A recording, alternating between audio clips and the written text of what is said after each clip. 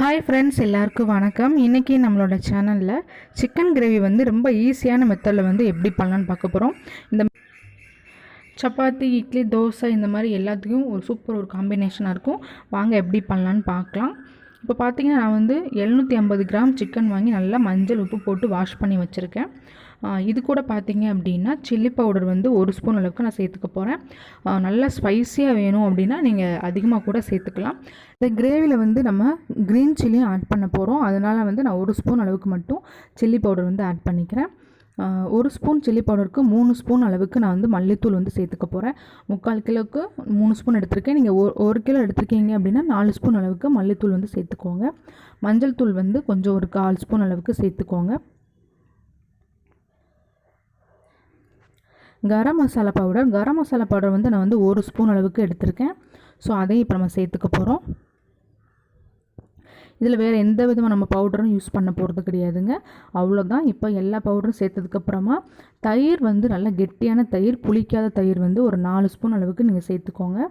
புளிப்பான தயிர் வந்து யூஸ் பண்ணிடாதீங்க, அது வந்து இந்த டிஷ்ஷையே கெடுத்துடும். ஸோ புளிப்பு இல்லாத தயிர் வந்து ஒரு 4 ஸ்பூன் அளவுக்கு சேர்த்துக்கோங்க.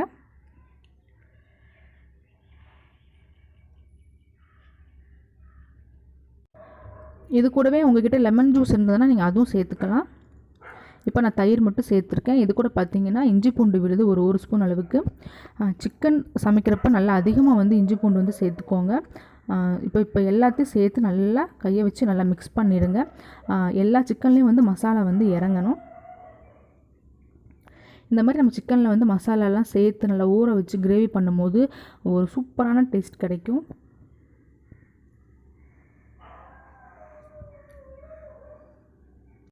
கூட வந்து இந்த டிஷ்ஷுக்கு தேவையான அளவுக்கு உப்பும் நம்ம சேர்த்துக்கலாம். நான் வந்து கல் உப்பு சேர்த்துக்க போகிறேன். சேர்த்துட்டு நல்லா மிக்ஸ் பண்ணி விடுங்க.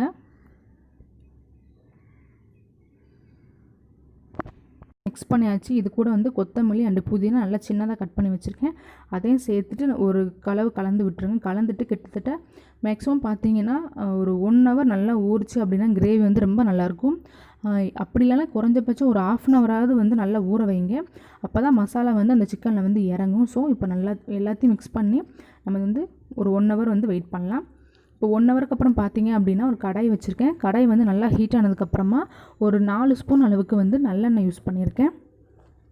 எண்ணெய் நல்லா ஹீட் ஆனதுக்கப்புறமா சோம்பு கொஞ்சம் சேர்த்துக்கோங்க. சோம்பு கூடவே பெரிய வெங்காயம் அண்டு சின்ன வெங்காயம் 2 சேர்த்து நான் சேர்த்துருக்கேன். உங்கள்கிட்ட எந்த வெங்காயம் இருக்கோ நீங்கள் அதை யூஸ் பண்ணிக்கோங்க. வெங்காயம் வந்து நல்லா ப்ரௌன் கலரில் மாறணும்.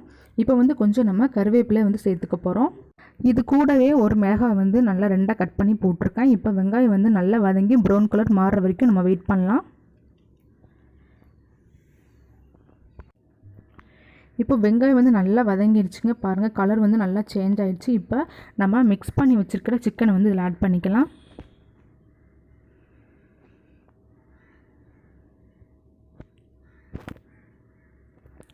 சிக்கன் வந்து நல்லா ஊறி இருக்குது, உங்களுக்கு பார்க்கும்போதே தெரியும். சிக்கனை சேர்த்துட்டு நல்லா வெங்காயத்து கூட நல்லா மிக்ஸ் பண்ணி விடுங்க.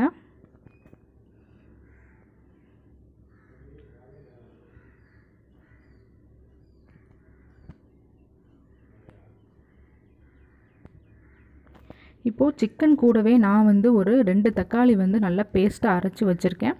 அதையும் நம்ம சேர்த்துக்க போகிறோம். ரொம்ப தக்காளி சேர்க்க வேணாம், நம்ம தயிர் சேர்த்துருக்கனால ஓவர் புளிப்பாக இருக்கும். ஸோ சின்ன தக்காளி 2 தக்காளி நான் சேர்த்துருக்கேன், நீங்கள் பார்த்து சேர்த்துக்கோங்க.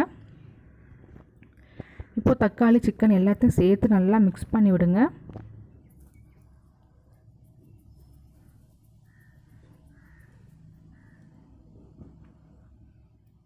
மிக்ஸ் பண்ணி மூடி வச்சுருங்க. ஒரு 5 மினிட்ஸ்க்கு அப்புறம் நம்ம ஓப்பன் பண்ணி பார்க்கலாம். சிக்கனில் வந்து ஆல்ரெடி நல்லா தண்ணி விடும். தண்ணி விட்டதுக்கப்புறம் நம்ம கிரேவிக்கு அப்புறம் தேவையான அளவுக்கு தண்ணி சேர்த்துக்கலாம்.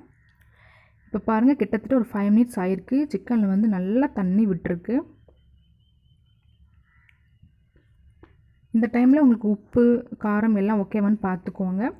இப்போ வந்து நான் வந்து சப்பாத்திக்கு பண்ணுறதுனால நான் கொஞ்சமாக எக்ஸ்ட்ரா ஒரு 1/2 டம்ளர் அளவுக்கு தண்ணி விட்டுக்கிறேன்.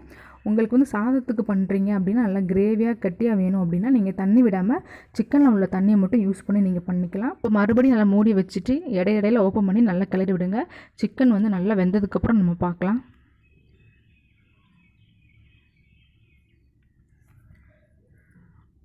இப்போ பார்த்தீங்கன்னா ஒரு 15 மினிட்ஸ் ஆயிருக்கு. அதுக்கப்புறம் ஓப்பன் பண்ணியிருக்கேன். சிக்கன் வந்து நல்லா வெந்து அந்த எண்ணெயெல்லாம் பிரிஞ்சு வந்திருக்கு. உங்களுக்கு பார்க்கும்போதே தெரியும். இப்போ வந்து நம்மளோட சிக்கன் வந்து சூப்பராக பெர்ஃபெக்ட்டாக வந்து ரெடி ஆயிடுச்சு. எனக்கு வந்து சப்பாத்திக்குன்றனால கொஞ்சமாக கிரேவி இருக்கணுன்றனால நான் இந்த டைம்லேயே வந்து ஸ்டவ் வந்து ஆஃப் பண்ண போகிறேன்.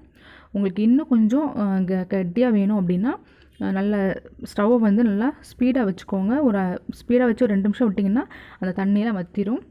அதுக்கப்புறம் நீங்கள் யூஸ் பண்ணிக்கலாம். இப்போ மேலே கொஞ்சம் கொத்தமல்லி புதினா மட்டும் சேர்த்துட்டு நான் ஸ்டவ்வை ஆஃப் பண்ணிட்டேங்க. அவ்வளோதான். ரொம்ப ரொம்ப சிம்பிளான மெத்தட். ரொம்ப ரொம்ப சூப்பராக இருக்கும். முக்கியமாக சப்பாத்தி, ரைஸ் இது 2க்குமே பக்கா ஒரு காம்பினேஷனாக இருக்கும். நீங்கள் ட்ரை பண்ணி பார்த்துட்டு எப்படி இருக்குன்னு சொல்லுங்கள். தேங்க்யூ.